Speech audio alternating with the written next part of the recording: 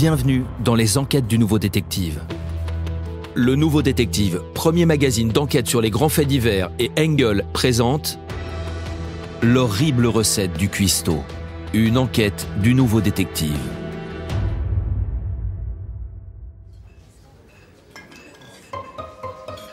C'est l'heure du déjeuner au Contemporary Time Café, brasserie de la petite ville de Lomita en Californie. La serveuse papillonne de client en client, jonglant avec les assiettes de grillades. Il faut dire qu'il y a foule en cette veille de week-end.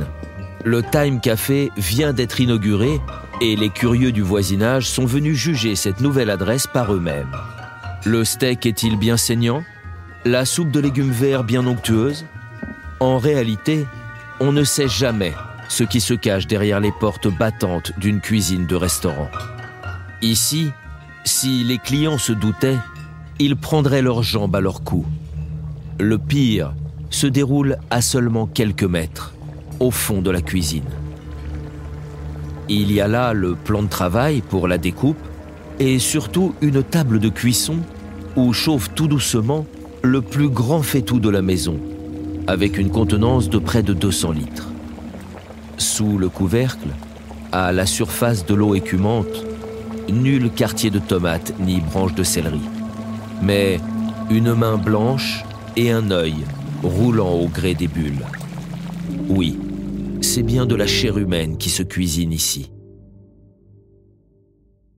Cette histoire invraisemblable a commencé le 13 octobre 2009 à l'ouverture du Time Café. Les deux propriétaires, David et Dawn, un couple d'une quarantaine d'années, ont décidé de monter leur propre affaire. Lui, un grand brun aux épaules larges, est chef cuistot depuis toujours. Elle, une jolie blonde, se réjouit de devenir patronne. Et justement, c'est là le problème. Car dès le premier soir, Dawn décide de profiter de son nouveau statut. Le rideau à peine fermé, elle ouvre le tiroir-caisse et prend quelques billets. Mais elle est aussitôt rabrouée par son mari. Hé, dis donc, tu crois que je t'ai pas vu? La recette, c'est pas de l'argent de poche. La femme hausse les épaules. Tous les deux se connaissent par cœur. Depuis 15 ans qu'ils sont ensemble, ils en ont traversé des désaccords et des disputes. Mais ce soir-là, Dawn décide de céder et remet les billets en place. Dès le lendemain pourtant, elle revient à la charge, résolue à se servir dans le tiroir-caisse. À chaque fois que David a le dos tourné, elle ouvre les tiroirs-caisse et prend un ou deux billets qu'elle glisse dans une enveloppe. Au bout d'une semaine, alors qu'il tient ses premiers comptes, David réalise qu'une partie de la recette a disparu. Il n'est pas bien long à deviner ce qui a pu se passer. Mais Dawn n'est pas là. Elle est rentrée à la maison et c'est devant Cathy, la serveuse, qu'il laisse éclater sa colère. Putain, la salope! Elle s'est bien foutue de ma gueule! Je lui avais dit de pas se servir dans la caisse. Elle va me le payer. Puis il rentre chez lui, bien décidé à régler ça. Mais lorsqu'il arrive à l'appartement, c'est pour y retrouver sa femme ivre qui écoute ses récriminations d'un air indifférent, avant de lancer une contre-attaque. Mais qu'est-ce que tu m'emmerdes? Je fais ce que je veux avec mon fric. Je crois que t'as pas compris. C'est pas ton fric, c'est le fric du resto. C'est pareil. C'est moi la patronne, je fais ce que je veux avec. Et voilà que la situation s'inverse totalement. C'est maintenant Dawn, enhardie par l'alcool, qui déverse sur son mari un torrent de remontrances. Tout y passe, le restaurant, les vieilles rancœurs, si bien que David, harassé par une semaine de travail non-stop, finit par battre en retraite. Direction son lit. Mais Dawn n'en a pas fini. David! Elle le poursuit dans la chambre en hurlant. David, putain, ouvre cette porte! Lui commence à perdre patience. Allez, putain! Une première fois, il l'éjecte dans le couloir et bloque la porte en calant le bureau derrière la poignée. Mais sa femme est déchaînée. Elle parvient à dégager le meuble et revient pour en remettre une couche. C'est à cet instant où David devient fou. Il saute sur sa femme et, saisissant un rouleau de gros scotch qui traîne au pied de la table de nuit, il la calme de force. Il lui scotche les chevilles, puis les poignets, et enfin, un gros morceau sur la bouche, pour qu'elle se taise enfin. Mais qu'est-ce que... Voilà, t'as gagné. Maintenant, tu vas être bien obligé de fermer ta petite gueule. J'ai bossé comme un dingue toute la semaine. J'ai besoin de calme, moi. Allez, bonne nuit. Puis il éteint la lumière en lui tournant le dos et s'endort rapidement. Une nuit sans rêve. La dernière de sa vie d'avant. Car à son réveil, il se redresse en sursaut et, tournant la tête vers le côté du lit, découvre l'horreur. Dawn avait probablement bu davantage qu'il ne l'avait cru. Elle a été malade pendant la nuit, mais à cause du scotch qui lui maintenait la bouche close, elle s'est étouffée dans son vomi. Et toujours enserrée dans ses liens, la jeune femme est morte en silence. Derrière le dégoût et l'épouvante, on devine la panique du chef cuistot à cet instant. Que faire? Pendant de longues minutes, David tourne en rond devant le cadavre de sa femme. Puis il choisit la fuite en avant. C'est d'abord une série de SMS qu'il envoie aux proches de Dawn depuis son portable à elle. David m'emmerde, je me barre, je vais refaire ma vie ailleurs. Quelques mensonges flous juste pour gagner du temps. Mais cela ne résout qu'une partie du problème, car il y a ce cadavre dont il ne sait que faire. Il réfléchit alors à diverses options, jusqu'à ce que la plus tordue des idées commence à germer dans son esprit. Le soir même, après la fermeture du Time Café, il revient à l'appartement chercher le corps. Puis il le charge dans la voiture et le transporte jusqu'au restaurant où, dans le secret de la nuit, il met son horrible plan à exécution. David déshabille sa femme et la bascule dans l'immense faitout de 200 litres avec beaucoup d'eau. Puis, il lance la cuisson. Elle va durer 4 jours. Pendant ce temps, il continue à cuisiner pour ses clients. Son idée n'est pas de servir le corps en petits morceaux dans la salade César, mais d'attendre que la dépouille de sa femme ramollisse pour la démembrer. Sans doute le mode opératoire le plus propre de toute l'histoire criminelle. Nuit après nuit, à chaque fois qu'un morceau se détache, il le passe au mixeur pour en faire une bouillie dont il se débarrasse ensuite avec les graisses usées. Au bout de 4 jours, il ne reste plus qu'un crâne tout blanc qu'il décide de garder pour on ne sait quelle raison. Puis la vie reprend. À ses amis, à sa serveuse Cathy, David raconte la même histoire. Sa femme l'a quitté et elle ne reviendra pas. Alors il continue la route tout seul. Et le plus incroyable, c'est que ce mensonge va tenir pendant presque 2 ans tout en faisant tourner son restaurant. Entre-temps, il se met en couple avec sa serveuse.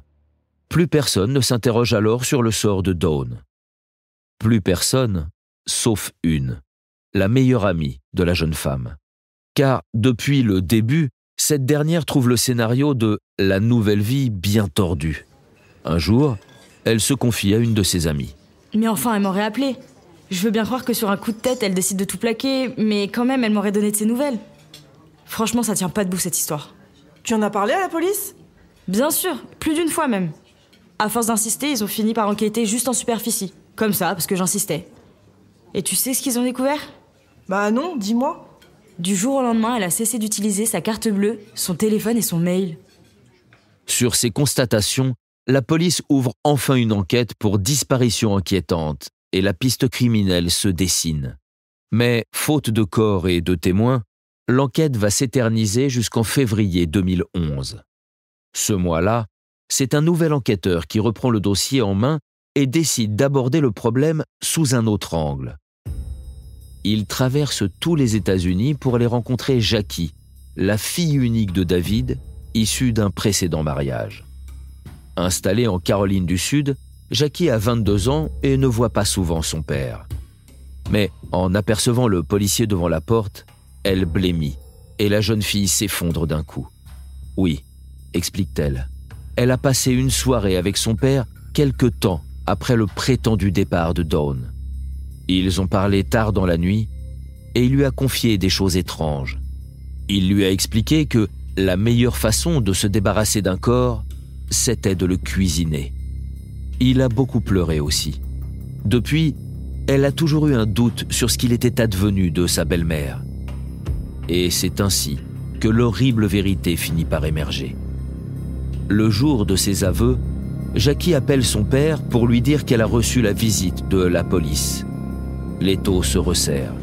Le chef cuistot passe la nuit à Gamberger et lorsque 2 jours plus tard, il découvre dans le journal un article qui revient sur l'affaire en le qualifiant de suspect potentiel, la panique le gagne et il va trouver Cathy, sa nouvelle compagne. Écoute Cathy, je suis désolé, c'est un accident. J'ai toujours voulu t'expliquer, mais... il faut que je parte. Adieu. Puis, il tourne les talons. Cathy, elle, n'a rien compris. Elle le suit dans l'escalier, puis sur le parking, où David monte d'abord dans sa voiture. Pas question de le laisser filer. La jeune femme monte avec lui et le bombarde de questions. Qu'est-ce qu'il y a ? David, qu'est-ce que tu veux pas me dire ? David ne répond rien. Pied au plancher, il fend la route jusqu'à Palos Verdes, une station balnéaire de la grande banlieue de Los Angeles, célèbre pour ses falaises abruptes. C'est là, roulant à pleine vitesse sur la route de crête, qu'il pile subitement sur une aire de repos. Puis il saute à l'extérieur. Cathy le rattrape et se jette sur ses jambes pour tenter de le stopper. Mais c'est trop tard. D'un bond, il plonge dans le vide. Cathy le voit tomber en hurlant et s'écraser sur les rochers 25 mètres plus bas. L'histoire aurait dû s'arrêter là. Sauf que miraculeusement, David a survécu. Le corps brisé, cloué dans un fauteuil roulant, il passe enfin aux aveux. Ce jour-là, une énième dispute aurait éclaté, toujours pour une question d'argent. J'ai explosé. Je l'ai poursuivi dans le bureau et là on s'est battu. Il prétend avoir maîtrisé sa femme en lui enroulant un ruban adhésif autour des bras et en lui scotchant la bouche. Sa mort par asphyxie serait accidentelle. Ment-il ? En tout cas, il ne cache rien de l'horrible séquence qui suit. J'ai fait cuire son corps lentement pendant 4 jours. Puis je l'ai refroidi, je l'ai égoutté. Il y avait environ 3 kilos de graisse. J'ai jeté la chair dans la fosse du restaurant et les os dans la benne à ordures. Voilà, ça s'est passé comme ça. Condamné à 15 ans de prison, David devrait bientôt être libéré. Et si à Lomita, le Contemporary Time Café a aujourd'hui fermé ses portes, on en trouve toujours la trace dans d'anciens guides culinaires, accompagnés de quelques commentaires ironiques. Une excellente fondue, écrit une internaute. Viande trop cuite, renchérit un autre, quand un troisième dit n'avoir jamais rien goûté de semblable. En réalité, nous ne sommes pas sûrs que cela les aurait amusés s'ils en avaient réellement mangé.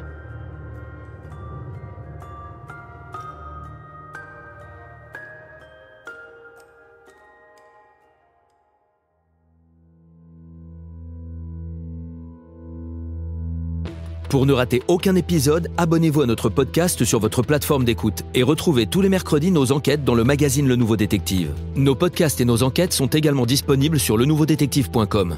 Si l'affaire n'a pas encore été jugée ou venait à passer en appel, nous rappelons que les protagonistes bénéficient toujours de la présomption d'innocence. Les noms et prénoms de certains personnages sont susceptibles d'avoir été modifiés.